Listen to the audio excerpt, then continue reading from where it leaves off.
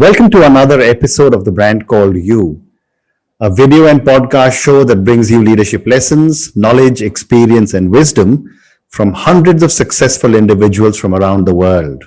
Today, I'm privileged and honored to welcome someone who I can call an Indophile from Scotland, who probably knows India better than I do, Aline Dobbie. Aline, welcome to the show. Namaskar. It is very, very nice to be with you on this podcast, and I'm delighted to be once again invited to talk about India, which is the land of my birth. Wonderful. So, as you just mentioned, Aline was born in India, and in her own words, she is a child of independence with very strong bonds to this country. 5 generations on one side and 4 on the other have served, worked, lived, loved, and died in India. Aline is the author of 4 books and a quick look at India. She's highly respected and promotes India all over the world. She was awarded the Pride of India Gold Award, the Art and Culture Award presented to her in Parliament, and she sits on Foundation Board of His Highness Udaipur Mewar Maharana Foundation. So Aline, tell me, what would you say are 3 key milestones in your life or your career? Well, the first one would, of course, be that I was born in India. Not that I had much to say about that. I was born there. But I consider, looking back, that I was hugely lucky, privileged to have had that childhood, that babyhood in an ancient land that was now making these giant steps into the modern world. And though people talk about Indian independence, I actually don't like that term. I prefer India's nationhood, because India is a land of antiquity that had withstood all sorts of onslaughts and changes, and now in 1947, when I was but a mere babe, had reached its nationhood. And that is how I prefer to refer to it. Okay. Then comes along in my very early 20s, when I'm 22, I meet Graham and I marry him, and then the next thing we have 2 fine sons. And in fact, if I think about it, 50 years ago, exactly today, oh wow, congratulations. I was going into the first, 50 years ago today, I was going into the first stages of labor for my first son. Okay. So that was a very special time, of course, for any young woman. And then to be married to a fine man and 2 lovely sons, and then life takes its course. And it was only in 1997 that the children, having grown up and in their own lives and so on, Graham and I could really afford to go out to India at that very special time. Okay. And so came out to India at her 50th. And for Graham, it was a new experience completely. But for me, it was almost like a pilgrimage, actually, to the land of my birth. And I so enjoyed it. And then everybody said, oh, rather sort of superficially, why don't you write a book? And I said, oh, well, I don't know.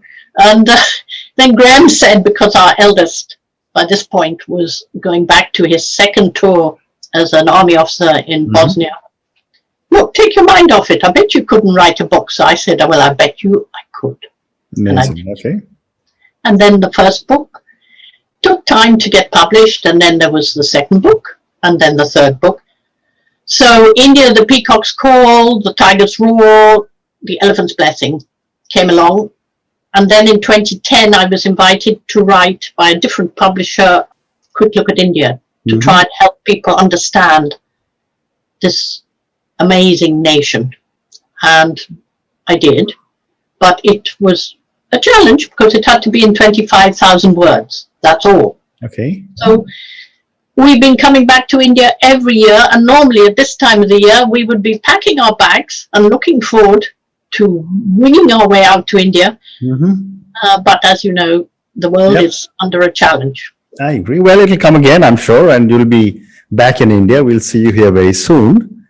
So tell me, when you returned in 1997, which was after a long gap. Yes. And that was also 6 years after the liberalization of India started. Yeah. under Prime Minister Narasimha Rao. What was your impression of this India versus what your perceptions were? Yes, it was quite astonishing because, in a way, emotion clouded an awful lot of it. But once that subsided, there was this sense of the modern India. There were larger airports, huge crowds, beautiful hotels, all sorts of wonderful things. I was able to go and see great heritage sites that, of course, as a child growing up, one didn't get to do that. Correct. You know, tourism hadn't started in India Correct. in the 50s. And so there was a lot that was there that was, as it were, you were scratching the surface. And it was fascinating. And I was enchanted again. Mm-hmm. Then the rusty Hindi Urdu came back to the fore, quite amazingly so, actually. Okay. And Graham was intrigued by India, and that was the start of coming back and returning. And the change in India over this last 23 years has been phenomenal, and largely for the good. Definitely for good. When you look at India and when you think about all the other places that you have traveled to and lived in, I mean, I know you are a little partial towards India, but what are your general impressions of how India has been growing? Largely, I would say India is doing well. After all, it is a vast challenge. When you think of the childhood that I had, was in a land of 400 million people with the same landmass. Correct. Now you've got 1.3 billion. Correct. Whichever government's in power has to cope with that challenge. And it has to bring the people along. India's science and engineering, all those amazing things that were there in antiquity have come to the fore, and the world is amazed because the world is naive. The world is ignorant. They didn't, by and large, understand India's legacy to the world.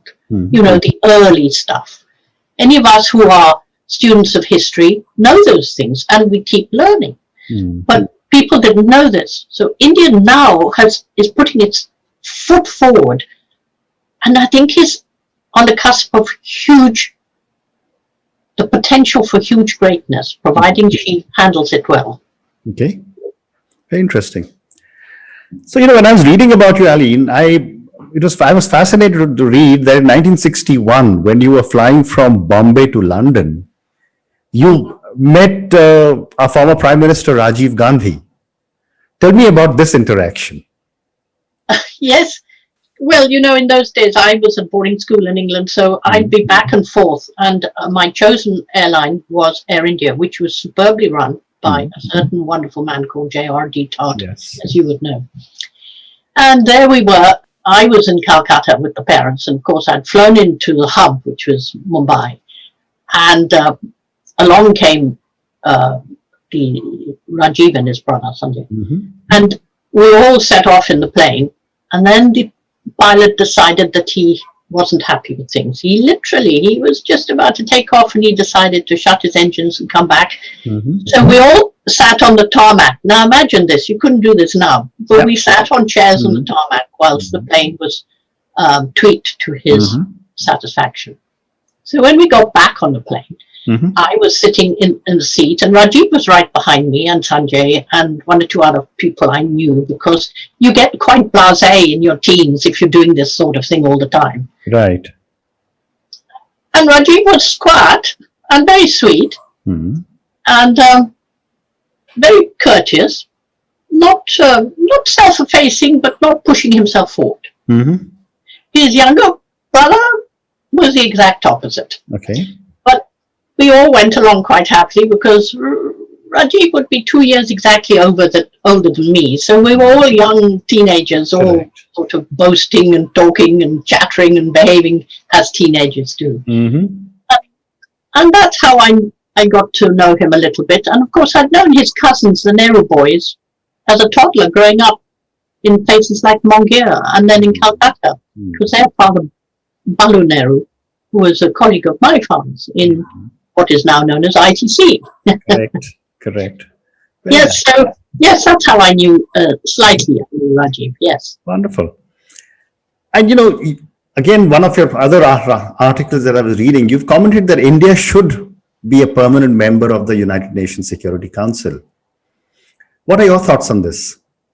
Absolutely. She has just taken up her 2-year posting as a temporary member yet again. A temporary member, but not a permanent member. No, but as I understand it, she was offered permanent membership of the Security Council, but for some reason, Pandit Nehru declined it. There. Now, if you think that this is the time when the United Nations is actually commemorating 75 years of its sort of inception and being at the sort of initiating conference in London. Yeah.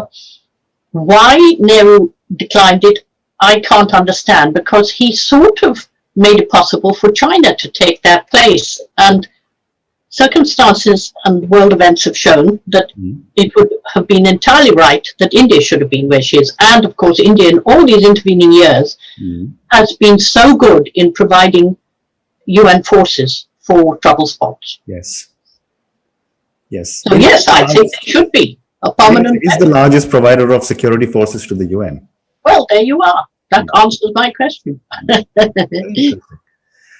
So, again, as someone who, if I can use the word inside outsider, who has constantly been in love with India, come back so many times, born in India. When you look at India, what are some of the things that we should be doing differently to be able to really aspire to get the kind of stature that we deserve as a major nation in the world?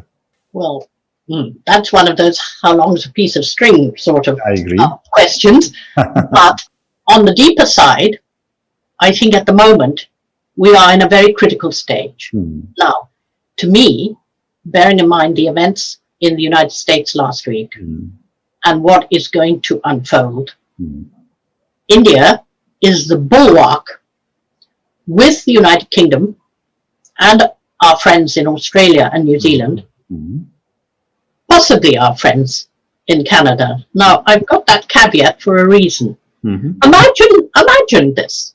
There is an American sedan going along a road, and the driver and the co-driver, the driver becomes a little sleepy and tired. So he changes and he allows the co-driver to take the thing. His windscreen is slightly marred by a sort of virtue signaling sort of snowstorm. The windows are slightly darkened and blackened. And in the back seat, there is someone who has been on a road before, but this is a different road now. So backseat driving may not actually serve him so well. So you've got that American car. Now, I would say, let us think hard about the British Land Rover Discovery that is being manufactured by India. Let the drivers in the front be absolutely like this, speaking both Hindi and English. Let the backseat passengers be robust people who understand in their various British, Australian, New Zealand, and maybe Canadian accents where we are going, because we were there before when the world was threatened, and we are being threatened at the moment, I think. And it is a difficult time for democracy. Why I had a caveat about Canada is not because I don't like Canadians and think it's a wonderful country. It's because they have done rather a lot of virtue signaling recently, and they've got to sort out their values. But Australia and New Zealand and ourselves, we know. And then you've got a European charabanc, a sort of coach, which has got 27 people in it, and you've got the driver who wants to go only one way, and he only speaks German, and then you've got a French excitable fellow, and you've got a few other people who are all wanting to do what they want to do, and maybe the Dutch are saying, well, why couldn't we go by canal? So I think we have to, my analogy is, let us concentrate on this British Land Rover of Discovery with its pride of India, and go forward together, because we're going to need strength and resolution to withstand totalitarianism and people who wish to perhaps change democracy or diminish it or indeed completely desecrate it. Very interesting. So let's talk about the article that you wrote on the India-China War of 1962 on the 50th anniversary. And, that is particularly, I really enjoyed reading that article, and more so because my father served in the army in 1962 in the war. Given the face-off that we are seeing between India and China now, Yes. what are your thoughts on the relationships between India and China? India has to remain strong, united, make sure her armed forces are completely up to scratch, because in 1962 they weren't. As you know, what I said in that article, I was there, a mere 16-year-old, tasked to try and organize the evacuation of tea garden personnel. As I said to my uncle and my father, how can I do this? And they said, Aline, you've got a very agile, sensible mind. Of course you can do it. And of course you speak Hindi. You've got to understand that there was the Calcutta of that day. There weren't all these wonderful hotels and things. You had to organize so that these people carrying one suitcase and all their children were put up in various people's houses. My own parents put up a family with 4 children, 2 sets of twins, one of them only 3 months old. China had stolen a march on India, and because the then rulers perhaps felt threatened by the idea of armed forces because they had the example of Pakistan, they had diminished India's armed forces. That mustn't happen ever again. Okay. India must have this sense of, that old thing, tryst with destiny. I'm thinking as I speak, India must be resolute. And what she mustn't do is allow these curious things of extinction rebellion, this idea of Black Lives Matter, that this business of trying to blame white people for being white, wokeness. Forget all that. India has the purity of antiquity from the beginning of any form of written history. And from that, you can learn. And yes, mistakes are made. Bad mistakes are made. We've all made them. But with that resolution, India can stand and has to for the sake of us all. Amazing. So I think given the time that I have, let's talk about your 2 awards, the Pride of India Gold Award and the Art and Culture Award. Tell me about these 2 awards and why you received these. The Pride of India Gold Award in 2006, I think, was at the conclusion of having written 3 books on India. The 3rd book was written at the urgent request of Amitabh Kant and another man who will mean something to you, Shaktikanta Das, currently the governor of the Reserve Bank of India. But at that stage, he was the director of tourism for Tamil Nadu. And after the Asian tsunami, they both said, please, Aline, write a 3rd book on southern India. So when I'd achieved that, then I think people thought, well, I'd done my bit to help promote India, and I received the Pride of India Gold Award. Just recently, when I received the Art and Culture Award from the India Business Group, that was in 2019, and that again is because I've done my utmost to promote India and British goodwill. And I happen to be a great believer in the United Kingdom. I may be a Scot, but I'm a loyal British person. We have these problems in our country currently, and I do not espouse the cause of independence. I belong as a proud British person. Well said. Well said. So I'm going to now move to the last segment of our conversation. There are some questions for you personally. Tell me, you keep writing, you write on multiple subjects. I mean, there's so much energy that I see even while talking to you. Who or what inspires you? Well, when I write about India, it's quite simple. India inspires me. When I write about something else, it's usually because there's the kernel of a thought and you develop it and then you want to write. I've written since I was quite young at boarding school. And these days, of course, to write is so easy because with all the various platforms, providing you're being constructive, people want to hear what you've got to say. Sure. And of course, I promote Indian tourism. I mean, that I care passionately about the current situation where the hospitality tourism has been decimated there and here. Believe me, here. I mean, with COVID, it's been shocking and so sad. And I just want to promote that because I just think that India has so much diversity of attraction. I mean, whatever you want to come and enjoy you can do it in India, be it luxury hotels, be it mountains, be it beaches, be it valleys, be it backwaters, and a sunrise in India. You know, the first thing I do when I arrive in India, providing I'm not too jet lagged, if I'm in a place, I get up early, I go onto the roof of a building or wherever I can to see the sunrise. And there are some sunrises that just absolutely take your breath away. One that I had last year was, I was a guest of Gaj Singh of Maharaja Jaipur, and we were staying at his Sada Samand Palace, which is a sort of poem to, how can I say, 30s Art Deco.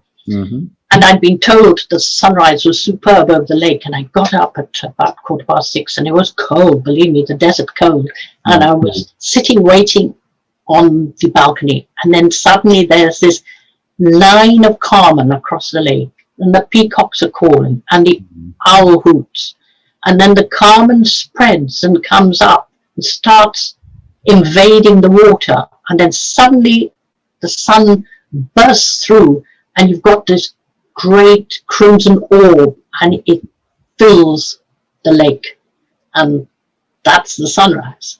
Amazing. Equally, you can go somewhere and see a sunset. Now, I'm never happier than when I'm in a very favorite place, staying at Kumarakam Lake Resort, and we'll be in the infinity pool, and we're waiting for the sunset, and if you're lucky, it'll be a clear one over Lake Vembanad, and hopefully I've got a legendary mojito in my hand, and I'm just sitting with my elbows on the edge of the infinity pool, and the flying foxes go over, and the cormorants are wheeling, and the sun slowly goes down. And again, if it's clarity, then you get this gorgeous crimson view.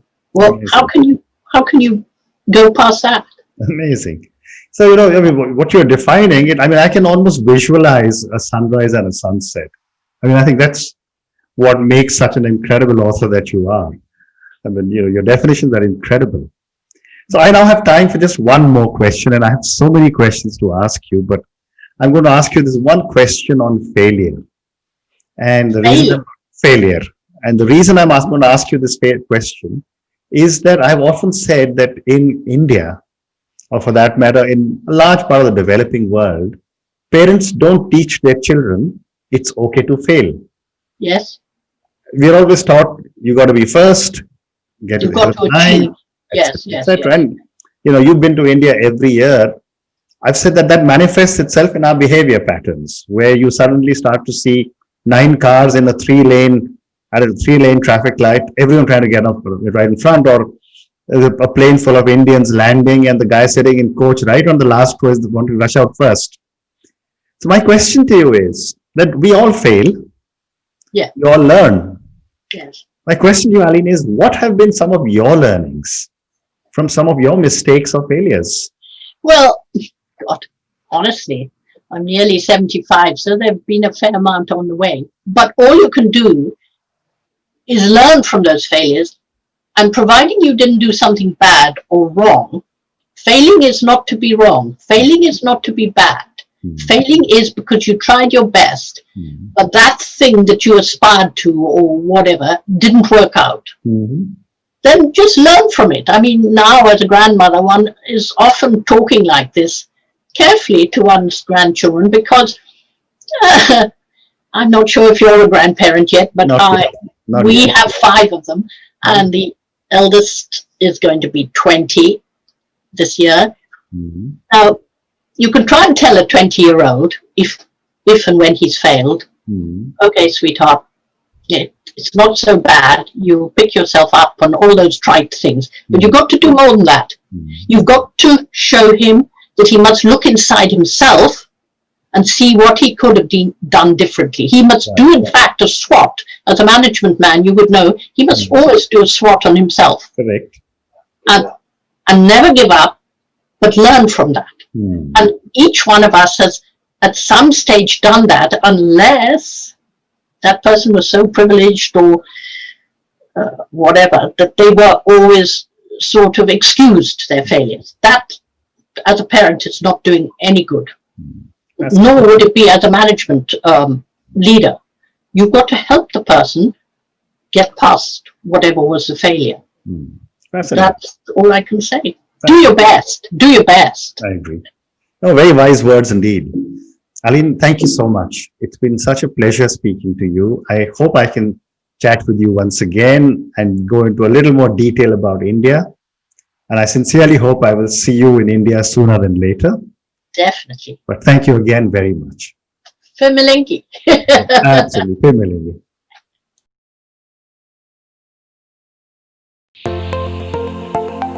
Thank you for listening to the Brand Called You videocast and podcast, a platform that brings you knowledge, experience, and wisdom of hundreds of successful individuals from around the world. Do visit our website www.tbcy.in to watch and listen to the stories of many more individuals. You can also follow us on YouTube, Facebook, Instagram, and Twitter. Just search for the Brand Called You.